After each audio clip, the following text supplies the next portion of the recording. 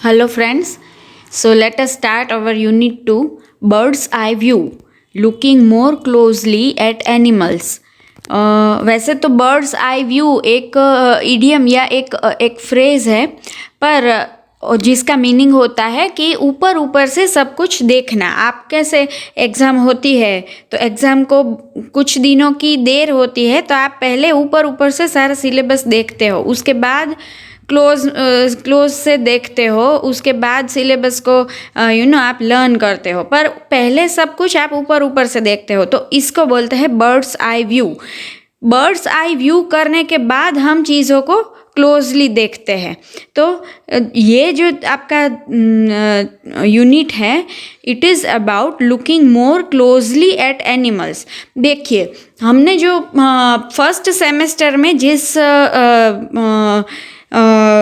Style में जिस form में हमने लेसन्स देखे थे, मतलब पहला यूनिट था वो कलर के बारे में था, दूसरा एनिमल के बारे में, तीसरा वाटर के बारे में, ऐसे था। तो इसी हिसाब से हम लोग इस सेमेस्टर में भी जाएंगे, पर सारी चीज़ें डीप में आएंगी। तो जो यहाँ पे भी फर्स्ट यूनिट जो था वो आर्ट के बारे में था, जिसमें हम कलर्स के बारे में we have learn more deeply. Now similarly in this unit we will learn more closely, we will see more closely the world of animals. So activity 1, the unit is about looking more carefully at animals.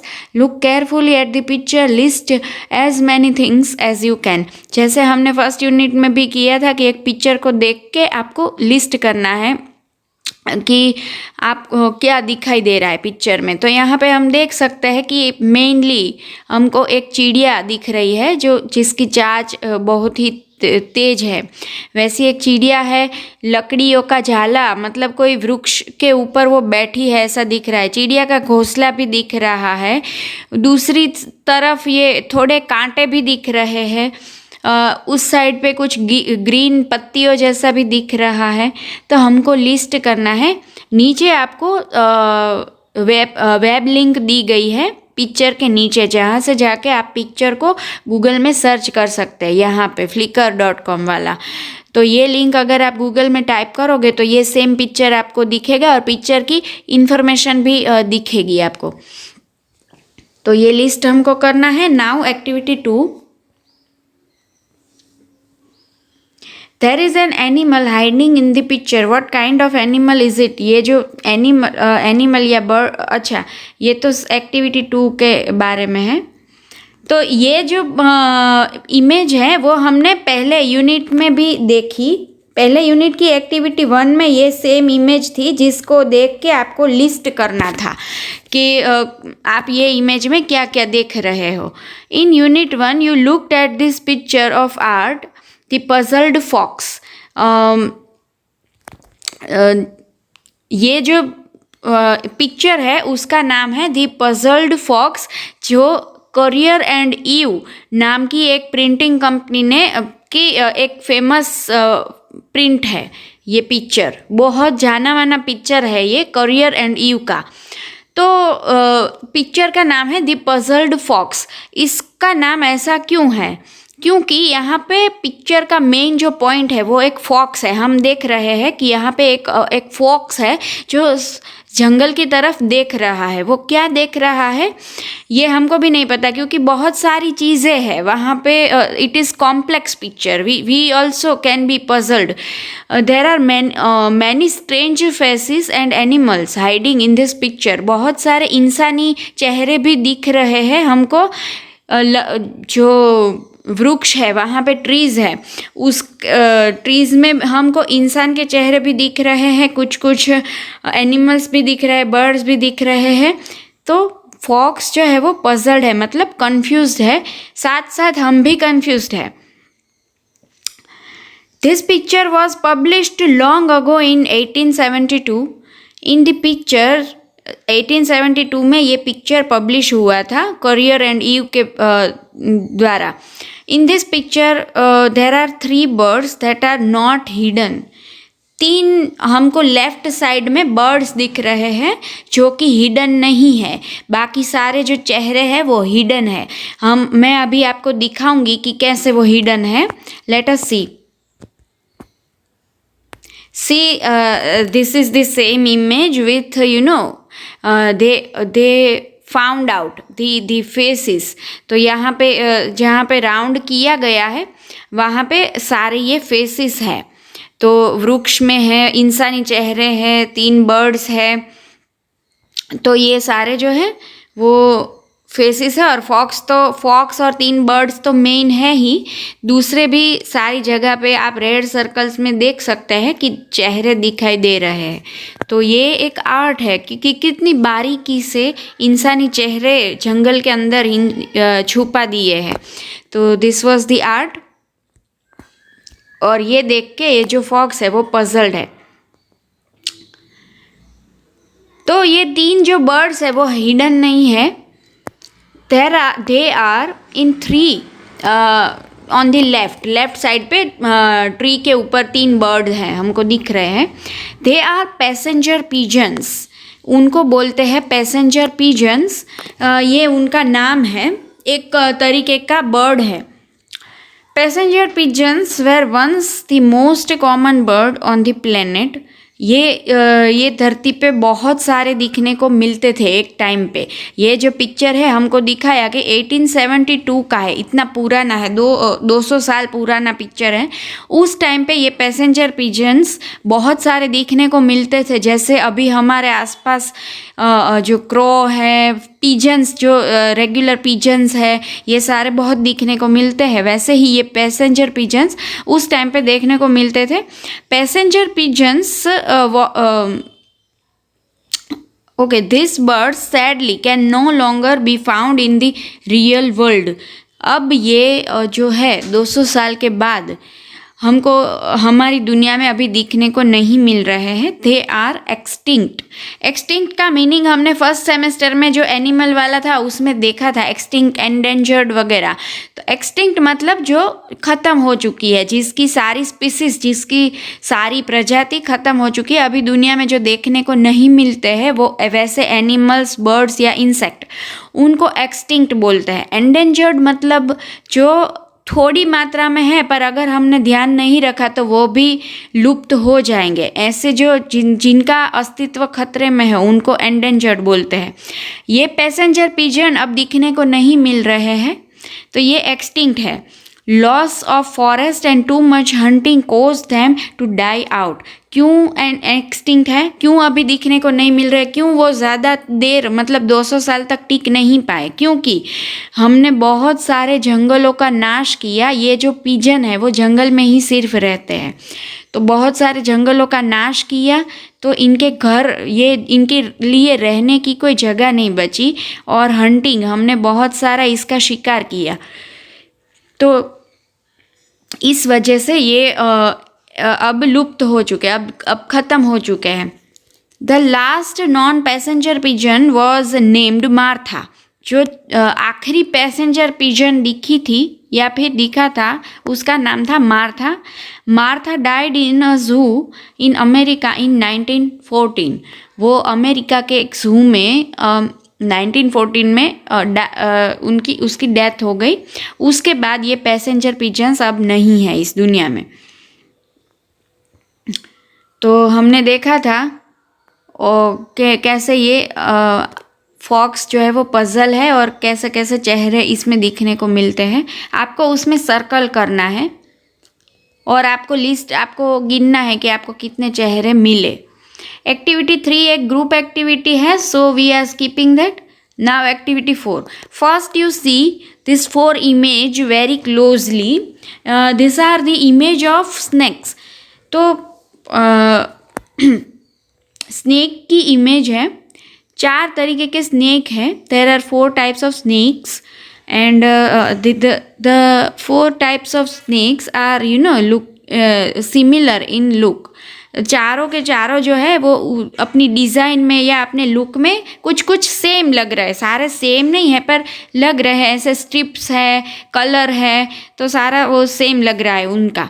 तो snake हम जानते हैं कि बहुत सारी उसकी जाति है दुनिया में, बहुत सारे प्रकार के स्नेक्स हैं दुनिया में। उसमें से सिर्फ और सिर्फ 2% of snake is poisonous, others are harmless. ये चीज़ हमको पता नहीं है। पूरी दुनिया में स्नेक्स की जो भी प्रजाति मिलती है, जो भी स्पीसीज मिलते हैं, उसमें से सिर्फ और सिर्फ 2% स्नेक ही जहरीले होते हैं। बाकी सारे के सारे हार्मलेस, मतलब अब अगर हमको काट भी दे तो हमको कुछ होता नहीं है। सारे के सारे स्नेक्स जहर के बिना के होते हैं, पर 2% जहरीले स्नेक के कारण हम सभी स्नेक से डरते हैं। देखिए, अब इस चीज़ से, इस एक्टिविटी में हमको 2-3 चीज़ें सीखनी है। A careful description uses many details with different nouns and adjectives. A careful description can also help to make comparisons. आप अगर किसी चीज़ का बहुत ध्यान देके बहुत सही वर्णन करें, बहुत सही उसका पहले ऑब्जर्वेशन करें और फिर उसका सही एक्सप्लेनेशन करें, तो उसके लिए आपको क्या चाहिए कि बहुत अच्छी वोकेबुलरी चाहिए, बहुत अच्छे नाम आपको दिमाग में आने चाहिए और एडजेक्टिव्स भी आने चाहिए आपको। मतलब आपकी वोकेबुलरी अच्छी होनी चाहिए किसी भी लैंग्वेज की। अ केयरफुल डिस्क्रिप्शन अगर आप कर सकते हो, अच्छे से किसी चीज़ को डिस्क्राइब कर सकते हो, तो आपको वो कंपैरिजन करने में भी मदद करेगा आपका ये quality. Now look at the picture of snakes. ये पिक्चर को देखना है। One of the snakes is very dangerous. ये चारों के चारों जहरीले नहीं है, इसमें से सिर्फ और सिर्फ एक जो है वो ही जहरीला है, बाकी 3 जो है वो हार्मलेस है, बिना जहर के स्नेक हैं। The other 3 are harmless and can be helpful to human. ऊपर से इंसानों को मददगार होते हैं ये स्नेक्स। ऐसे हैं स्नेक्स की चमड़ी का, स्नेक्स का जो है बहुत सारी चीज़ों में इस्तेमाल होता है। Snakes are very much helpful in our life, our medicine, world of medicine. Snake के जहर से भी मेडिसिन बनती है। तो snakes are very much useful to us. They are not that dangerous animal that we think. तो sometimes people kill the helpful snake because they cannot see difference between them. कभी कभी मैंने बताया ना कि हमको लगता है कि सारे स्नेक जहरीले होते हैं, तो हमको स्नेक दिख जाता है तो हम उनको मार देते हैं, पर ऐसा नहीं करना चाहिए क्योंकि सारे स्नेक्स तो जहरीले होते भी नहीं है। तो हमको मदद रूप होते हैं, तो इसलिए मारने तो कभी कोई जीव को चाहिए ही नहीं। तो कभी कभी हम ऐसे हार्मलेस स्नेक को भी मार देते हैं जहरीला समझकर। अब imagine that you see one of the snake near your own house. ये 4 इमेज है, आप देख लो एक बार। अब आप ऐसा इमेजिन करो, अपने दिमाग में सोचो कि ये 4 में से किसी एक तरह का स्नेक आप अपने घर के बाहर देख लेते हो। कोई भी एक स्नेक, ये 4 दिखा है उसमें से कोई भी एक देख लेते हो अपने घर के बाहर। यू नीड, और अब आपको पता है कि सारे स्नेक्स तो जहरीले नहीं होते, पर आपको ये नहीं पता है कि ये जहरीला है कि नहीं जो आपके घर के बाहर दिखा। तो you need to know if the snake is dangerous और हेल्पफुल। आपको पता है नहीं है कि स्नेक कैसा है, तो आपको जानना है कि स्नेक डेंजरस है या हेल्पफुल है जो आपके घर के बाहर दिख रहा है। Imagine that you do not have a camera. आप सोचो कि आपके पास उस वक्त कैमरा भी नहीं है जिससे आप उसकी फ़ोटो ले सके और किसी को व्हाट्सएप में भेज सके। तो आपके पास मोबाइल, वो कैमरा वाला मोबाइल भी नहीं है, but you have a phone and you have a friend who has very good book about snakes. आपके पास सादा फ़ोन है जिसके अंदर कैमरा नहीं है, और आपके पास आप एक दोस्त को जानते हैं जिसके पास एक स्नेक की इन्फॉर्मेशन वाली बहुत अच्छी किताब है। तो अब वो आपके घर के बाहर तो स्नेक दिख रहा है, उसके बारे में जानना तो पड़ता है आपको। तो वो आप अपने दोस्त को फ़ोन करोगे, तो फ़ोन करके अब ना ही उस दोस्त के पास आपके पास तो स्नेक की इमेज है नहीं, और आपके दोस्त के पास बुक है और आपके पास बुक नहीं है. Imagine that you must call your friend on the phone and carefully describe the snake to find out if it is dangerous. अब आपको ये काम करना है कि फ्रेंड को फ़ोन करना है, उसको पूछना है कि अपनी बुक में से देख के बताओ कि इस तरह के जो स्नेक है वो डेंजरस है या नहीं. तो उसके लिए आपको फ्रेंड को स्नेक के बारे में पूरा डिस्क्रिप्शन देना होगा कि स्नेक ऐसा है, उसकी चमड़ी ऐसी है, उसकी चमड़ी पे इस तरीके के कलर्स है, इस तरीके की स्ट्राइप्स है, इस तरीके के डॉट्स है, ऐसी उसकी आंखें है, वैसी सारी चीज़ें. डिस्क्रिप्शन जितना आप अच्छा करोगे आपको उतनी ही अच्छी जानकारी मिलेगी. Your friend can not see the snake, आपका क्योंकि आपका फ्रेंड वहाँ पे है नहीं तो वो स्नेक को देख नहीं पाएगा, और आपके पास वो बुक नहीं है, तो आपको डिस्क्राइब ही करना पड़ेगा. You must describe the colours of the snake, आपको पहले कलर बताना पड़ेगा कि उसके शरीर पे ऐसे ऐसे कलर हैं. Which colours touch each other, कौन से कलर एक दूसरे को टच करते हैं.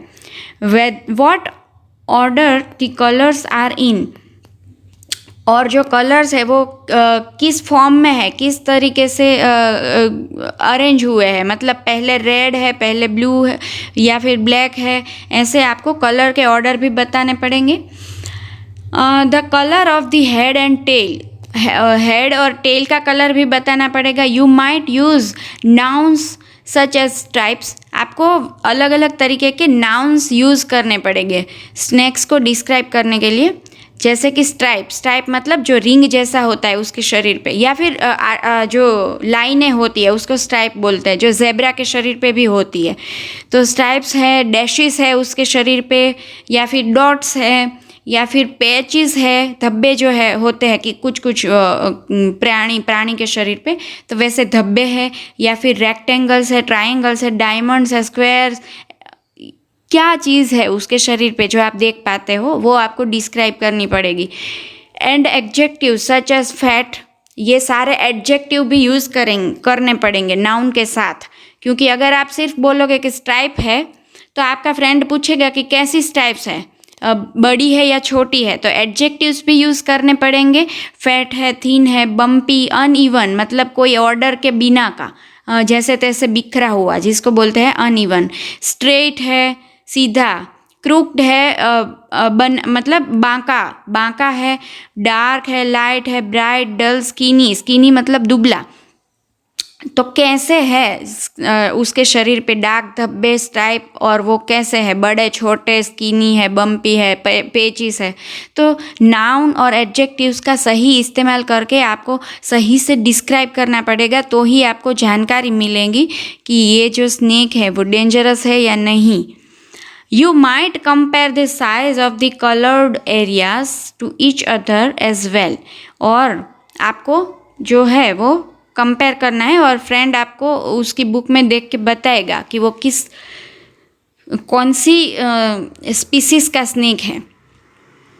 तो this was about good description. कैसे आप, ये तो सिर्फ एक एग्जाम्पल है, वरना घर के बाहर अगर स्नेक हो भी तो आप इतना टाइम लेके किसी को फ़ोन करने ना बैठो. पर डिस्क्रिप्शन पावर ज़रूरी है जीवन में. तो आपको कोई चीज़ अच्छे से डिस्क्राइब करना अगर आता है तो you will be more clear in your talk. अगर आप किसी को अच्छे से कोई बात रख सकते हो तो सामने वाला इंसान आपको सही से समझ सकता है. Then you will have not that complain that no one is understanding me. कुछ लोग कंप्लेन करते हैं ना कि कोई मुझे समझता नहीं है, पर आप अपने बातों में, अपने डिस्क्रिप्शन में, अपने एक्सप्लेनेशन में if you will be clear then everyone will understand you. So this was the thing. Now activity 6. तो एक्टिविटी 6 ये इसके साथ ही रिलेटेड है एक्टिविटी 4 के साथ. एक्टिविटी 5 जो है उसमें पैराग्राफ लिखना है आपको, जो डिस्क्रिप्शन आपने अपने फ्रेंड को दिया। तो दिस इज़ फॉर होमवर्क, ये आपको अपनी फेयरबुक में एक्टिविटी 5 अपने आप सोच के लिखनी है कि अगर ऐसा हो, स्नेक दिख जाए तो आप क्या डिस्क्राइब करोगे। तो ये ऊपर जो 4 इमेज दी है उसमें से कोई भी एक अपने मन से एक स्नेक पकड़ के आप उसको डिस्क्राइब करोगे। तो ये आपको फेयर नोट में लिखना है अपने आप। अब activity 6, a highly venomous snake shown in this snake picture is Texas coral snake. जो 4 जो इमेज दिखी यहाँ पे, इसमें 3 हमको पहले ही बताया था कि 3 जो है वो हार्मलेस है, 1 है वो पॉइजनस है। तो 4 में से एक जो है वो टेक्सास कोरल स्नेक है, उसका नाम है, वो सबसे ज़्यादा वेनमस मतलब पॉइजनस, जहरीला। वेनम का मीनिंग होता है जहर, पॉइजन का सिनोनिम है वेनम। तो वेनमस मतलब जहरीला, पॉइजनस मतलब भी जहरीला। तो एक जो स्नेक है वो टेक्सास कोरल स्नेक उसका नाम है, और वो जहरीला, बहुत ज़्यादा जहरीला स्नेक है। बाकी 3 जो है वो जहरीले नहीं है।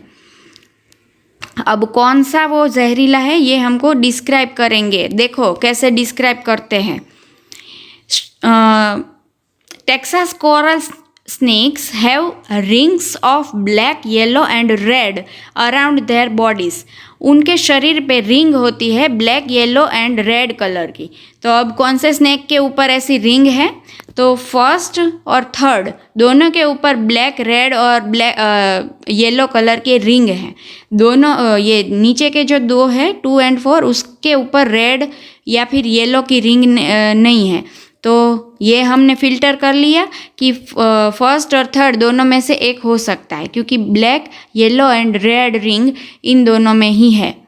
अब कौन सा दूसरा पॉइंट है डिस्क्रिप्शन का कि the yellow rings are very thin compare to black and red rings. अब देखो हमको फर्स्ट और थर्ड ही देखना है। तो येलो है वो बहुत ही थिन है, बहुत ही पतली है। तो फर्स्ट में तो येलो रिंग मोटी है, मतलब येलो रिंग काफ़ी बड़ी है। तो थिन जो है वो थर्ड में है। तो अब हमको पता चल गया 2 पॉइंट से कि ये थर्ड स्नेक के बारे में बात हो रही है। तो फर्स्ट, सेकंड एंड 4 जो है वो हार्मलेस स्नेक है, बिना जहर के स्नेक है। जो थर्ड नंबर का है वो टेक्सास कोरल है, जो कि बहुत जहरीला सांप है। अब उसके बारे में ज़्यादा description. The yellow rings are very thin in compared to black and red. The red rings of Texas coral snake typically have scattered black speckles in them.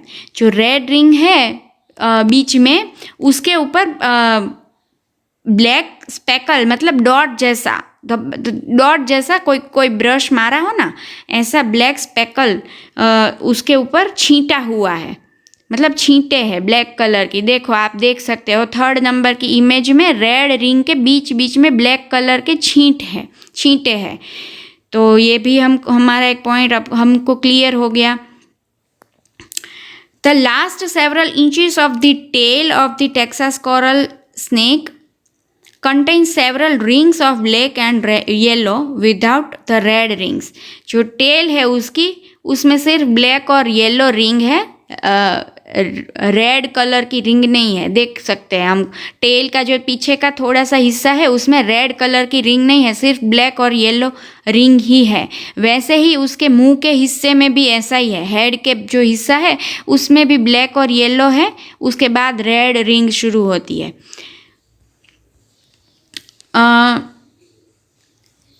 The red and yellow bands touch and the coral snake's head और nose is typically black.